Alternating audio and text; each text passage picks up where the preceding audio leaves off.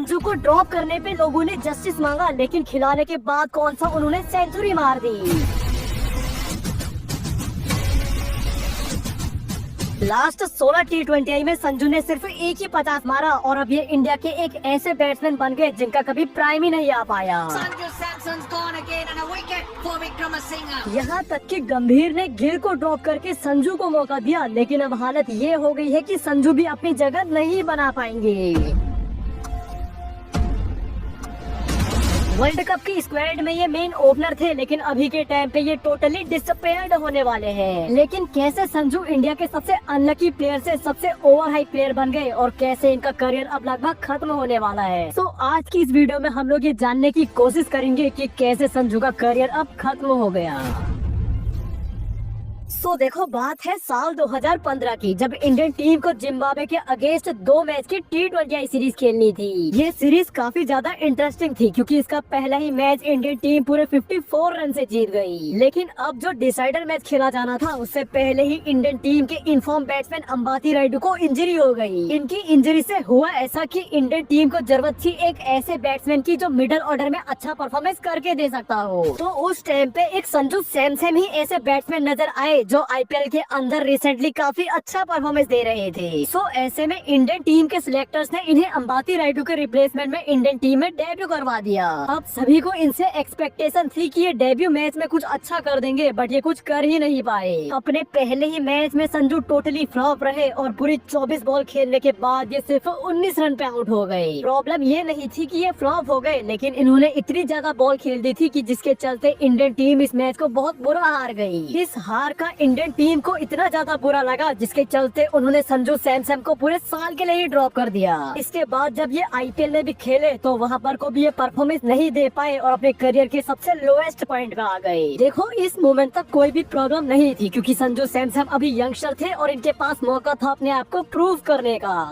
इसके बाद संजू ने फिर ऐसा करके भी दिखाया। जब नेक्स्ट सीजन ये दिल्ली के लिए आईपीएल में खेले तो इन्होंने पूरे सीजन में 141 के स्ट्राइक रेट से 386 रन बना दिए। ये वाला सीजन संजू के लिए एक ड्रीम सीजन बन गया और इसके बाद तो फिर ये कहाँ ही रुकने वाले थे। अगले 3 सीजन तक संजू की परफॉर्मेंस आईपीएल में ऐसी ही रही और ये हर एक सीजन में डोमिनेट करते हुए 300 से ज्यादा रन बनाने लगे। अब ये आईपीएल में भी काफी अच्छा परफॉर्मेंस देने लगे, लेकिन इंडियन टीम की तरफ से इन्हें कोई भी मैचेस में मौका मिला ही नहीं। साल 2015 में इन्होंने अपना पहला मैच खेला था और तब से पूरे 5 साल हो गए थे, लेकिन संजू का कमबैक दोबारा हो ही नहीं पाया। इनकी हालत इतनी बुरी हो गई कि ये इंडियन टीम के एक ऐसे बैट्समैन बन गए जिन्हें टीम से बहुत लंबे टाइम से ड्रॉप ही किया हो। लेकिन कहते हैं ना कि ज्यादा दिन तक किसी का टाइम खराब नहीं हो सकता। संजू के साथ भी कुछ ऐसा ही हुआ। इन्हें साल 2020 में इंडियन टीम ने मौका दिया अपने आप को प्रूव करने का और अपना कमबैक करने का, बट संजू इन मिले हुए मौकों का फायदा नहीं उठा पाए और पूरे सीजन में इन्होंने स्कोर किया ही नहीं। अगले ईयर भी जब इंडिया ने इन्हें लिमिटेड मैचेस में मौका दिया तो उसमें भी ये परफॉर्मेंस कर ही नहीं पाए और ये टोटली फ्लॉप ही रहे। हर कोई यही सोच रहा था कि संजू को अब बहुत ज्यादा हेट मिलेगा और इन्हें इंडियन टीम से टोटली ड्रॉप कर देंगे, लेकिन ऐसा कुछ हुआ ही नहीं। संजू के सभी फैंस इनके लिए जस्टिस मांगने लगे और ये बोलने लगे कि इन्हें ज्यादा मैचेस में मौका मिलता ही नहीं है।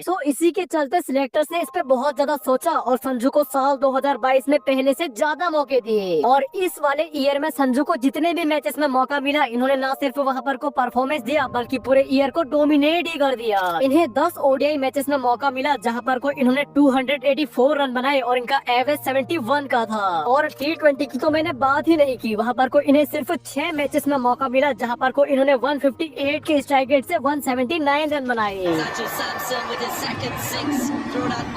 अब संजू से जैसा एक्सपेक्ट किया गया था ये वैसे ही परफॉर्मेंस देने लगे और अब हर कोई यही मान रहा था कि इनकी टीम इंडिया में जगह फिक्स हो जाएगी। सभी को ऐसा लगने लगा कि संजू सैमसन को जस्टिस मिल गया है और ये आने वाले टाइम पे इंडिया के लिए परफॉर्मेंस करके देंगे, लेकिन जैसा हम लोग सोचते हैं वैसा कभी होता ही नहीं है और संजू के साथ भी कुछ ऐसा ही हुआ। साल 2022 जहाँ पर को इनका प्राइम ईयर बनने वाला था वहीं पर को साल 2023 इनका नाइटमेयर भी बन गया। ये उस वाले ईयर में परफॉर्मेंस कर ही नहीं पाए जिसके चलते इंडियन टीम ने इन्हें दोबारा से ड्रॉप कर दिया और ऐसा ड्रॉप किया कि 2024 तक खिलाया ही नहीं। संजू को खेलते हुए इतना ज्यादा टाइम हो गया था लेकिन कोई भी इन्हें अभी तक समझ ही नहीं पाया था कि ये किस टाइप के प्लेयर हैं। इन्हें जैसे ही इंडिया में खिलाओ तो ये परफॉर्मेंस नहीं देते थे और जैसे ही इन्हें ड्रॉप करो तो ये आईपीएल के अंदर परफॉर्मेंस कर जाते थे। वेल 2024 में भी इनके साथ कुछ ऐसा ही हुआ। जब ये आईपीएल में खेले तो 15 मैचेस में इन्होंने 531 रन बना दिए। अब संजू की इस वाली परफॉर्मेंस को भी इग्नोर नहीं कर सकते थे, जिसके चलते इन्हें 2024 के T20 वर्ल्ड कप में भी सिलेक्ट कर लिया। सभी को अब ये लगने लगा कि संजू अगर इंडिया की स्क्वाड में आ गए हैं तो ये अपना कमबैक करेंगे और इंडिया को वर्ल्ड कप जिताने में हेल्प भी करेंगे। लेकिन फिर से इनकी प्लेइंग 11 में जगह नहीं बन पाई और ये पूरे वर्ल्ड कप में बेंच ही रह गए। हालांकि इधर संजू की परफॉर्मेंस देखने का मौका नहीं मिला, बट जब ये श्रीलंका के अगेंस्ट खेले तो वहाँ पर को ये बैक टू बैक डक पे आउट हो गए। इस मोमेंट तक हर कोई यही मानने लगा कि अब संजू का करियर खत्म हो जाएगा और इनका सबसे बड़ा डाउनफॉल देखने को मिलेगा। इनके फैंस तक ये मान चुके थे कि ये परफॉर्मेंस अब नहीं दे पाएंगे, लेकिन इसके बाद जो हुआ वो किसी ने भी एक्सपेक्ट नहीं किया था। इस वाले साल की शुरुआत में जहाँ पर को संजू एक एवरेज प्लेयर थे, वहीं पर को इसकी एंड में आते ही ये अपने प्राइम में आ गए। सबसे पहले जब इन्हें बांग्लादेश के अगेंस्ट खेलने का मौका मिला तो इन्होंने कमबैक करते हुए सिर्फ 40 बॉल पे सेंचुरी मार दी।